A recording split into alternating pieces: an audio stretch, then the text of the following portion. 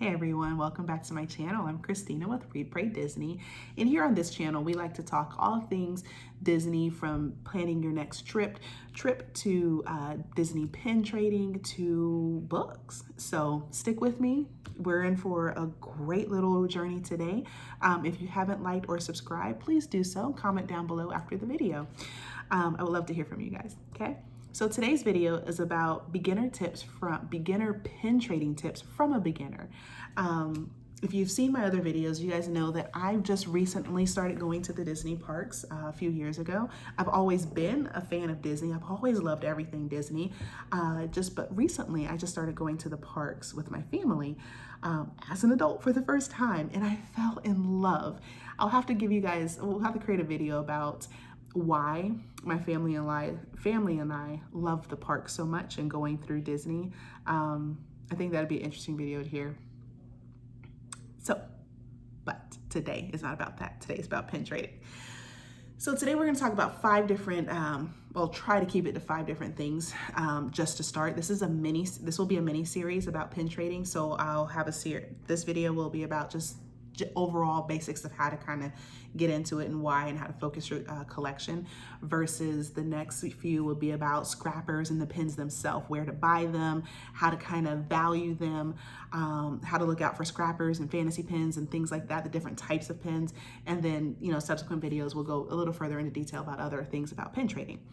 So for today, like I said, today's just beginner tips, pitfalls that I wish I have done a little bit differently when I first started pin trading. So I'm pretty new to pin trading. I am by no means, and I tell you guys this all the time, I am by no means an expert on anything. But this is just my few cents in the drop of the bucket of the internet, my few tips and tricks and ideas in order to go through a successful pin trading stuff. So where to start? When you look at pin trading, what you want to do is think about having what's your purpose? Like, what's the point? Why do you want to do this? I know for me, when I started last year in the middle of the pandemic, really at the beginning, because February or January, February, I was like, ooh, I bought a couple of pins. It's like, I like this. And we were gearing up to go to the parks. So I was like, you know what? I want to try this pin trading thing that everybody talks about. So we had bought some mystery bags and so forth. But then as the pandemic went on and parks were closing, we didn't know if we were going to be able to go and so forth, I fell down into a rabbit hole of, I missed the parks. And, I don't want to say it wasn't a depression, but it definitely was a way to ease my stress, I guess, over everything that was going on, and to just kind of focus on something different and something fun. And that's where pin trading and buying pins kind of fell in for me. So since then, I've learned to cultivate my collection and really hone in on things that I absolutely love versus pins that I like. Okay. When I started, I was just buying things that I liked. Ooh, I like this. I like that. I like that. Ooh, this one's shiny. It has glitter. It has a dangle. Oh, this is antique.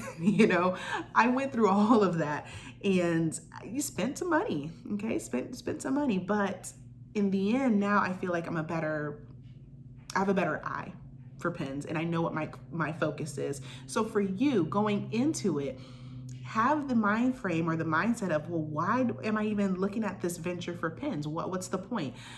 Some people do pin trading as an investment, or do buy pins as an investment, because they genuinely are collectibles, especially when you get into some either obscure characters or really popular movies such as myself. My main collection is Beauty and the Beast. They can, depending on the type of collection you want for yourself, are you an investor? Are you looking to, pass this legacy on down to your children, or later sell them off for money? Are you going to be a completist? There's those pin traders that they have to have every single pin from a particular movie or particular character, or particular rides. There's those people. There are also people that are just straight up traders, or a little mix of all of that. It just depends. So an idea that you want to think for yourself is, why do you want to get into pin trading, and kind of hone in on that focus, okay? Which follows into, what do you want to collect? I started off, like I said, I started off getting things that were super cute, that I thought they were just adorable and cute and fun. And there is a lot of adorable, cute, and fun. And you can kind of go out of control. So what I learned was I should have really sat and thought about, okay, what is it that I really, really love about Disney, and what type of thing, what I want to represent myself with. And for me, again, that was Beauty and the Beast. I love Beauty and the Beast. I have to do a whole video as to why I love Beauty and the Beast. But I love Beauty and the Beast. But I also have a couple of side collections. I also love Dumbo, not necessarily the movie, but Mrs. Jumbo and Dumbo specifically. They just have this place in my heart. And I also love princesses and castles. And I love teacher pins, because I'm a teacher. So those are I have a few small collections, but my priority collection, my main collection, is Beauty and the Beast. Even with that, I am not a completist. I don't see every single Beauty and the Beast pin and think, oh my gosh, I have to have that. I tend to think carefully about the pin. Do I love it?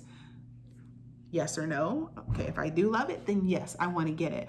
But I also set a price point for myself. I also said that I'm not going to go over, let's just say $100. I'm not going to spend, and I'm not going to spend over $100 on a pin. But do you see how they get expensive? Okay, and I'll talk about those, and I'll go through my collection in a different video and show you what I mean by that. But another thing that you want to look at is, so I kind of mentioned with my having, for your step 2 is what kind of character. So do you want to focus on a character? Do you want to focus on a movie? Do you want to there's lots of people that focus on rides or parks, pins that represent different rides or pins that represent different parks. Do you want to focus on pins that represent, like, there's people that only collect Valentine's Day's pin, or pins that where you see they only collect pins where you see Mickey's toes, you know, like it's random, like the only dog pins, you know, or cat lover pins, or pins with a particular character doing a particular thing or in a particular dress, like Aurora. There are people that like her as Briar Rose, and there's people that like her as Aurora, or in her pink dress. They only collect her in her pink dress, or only collect her in her blue dress. Like there's all kinds of different avenues you can go through with pin collecting. So kind of hone in your idea of what you really love and stick with that. If you're looking to collect. Now, if you're just looking to trade for the fun of it, because I have a set of traders, like these are my traders, and they mostly come from, there we go. So they mostly come from Disney, Disney blind bags and things like that, which we'll get into for later.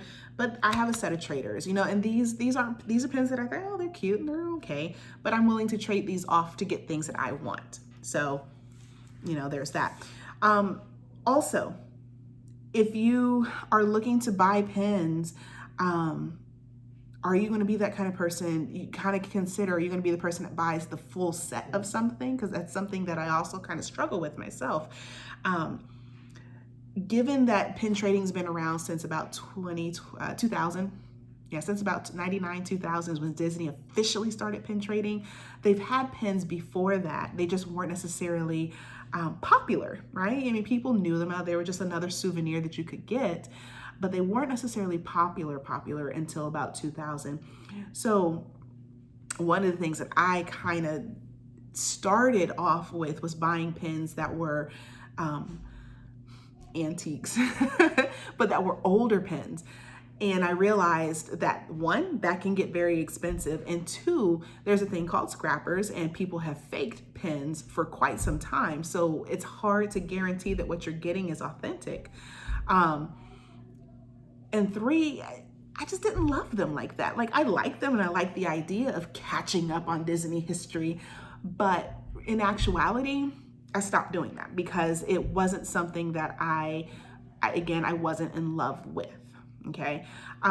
So when you're looking at pin sets and collecting, you know, pins come in sets such as, like, this is a small pin set. There's 3 pens in this package. There are pens that come in boxes and so forth. So if you're looking to be a collector, are you going to be the one that buys a bunch of pens off of eBay and get the whole set at one time? I'm more of a person, like my mom is a person that she wants the whole set right now. She likes it. She wants it all. For me, I like the thrill of the hunt. I like to find the different pens, you know, and leads me into where you buy them, which is like eBay. You can get pens, but you have to be very careful. I have a whole video come out on that. You can get them from the parks themselves, from the Disney store. Like these came from the Disney store, which would also be in the Disney parks sometimes, most of the time. But these came from the Disney store. You can get them at the Disney parks. You can get them online at Shop Disney. There are different, you can get licensed pens, meaning pens that weren't made by Disney, but they're licensed by Disney to be made, such as like Loungefly, Artland UK, Fig Pen. Disney also has different tiers, not tiers, but different ways they put out pens through D23 and Disney auctions and WDI, and like there's all these, oh my gosh, there's so much. But the point is, wherever you choose to buy your pens, think about, do you just want the pen because you like it, or do you want the pen because you love it? Do you care if it's authentic, if it's not? There's a lot of different things to consider. So ideally, this intro video is just to kind of get you thinking about one, what's your main goal for your collection, okay? 2, what type of character, what do you want to actually collect? You know, what character, movie, scene, so forth, what do you want to collect? 3, understanding the difference between liking a pen versus loving a pen, because that can save you a lot of money and a lot of time. And then 4, there's different ways to buy pens, which I'm gonna go into another video about that, where to buy, how to buy, so forth. And then 5, thinking about, are you a thrill of the hunt kind of person, or are you, I just want pens and I want the whole set now kind of thing?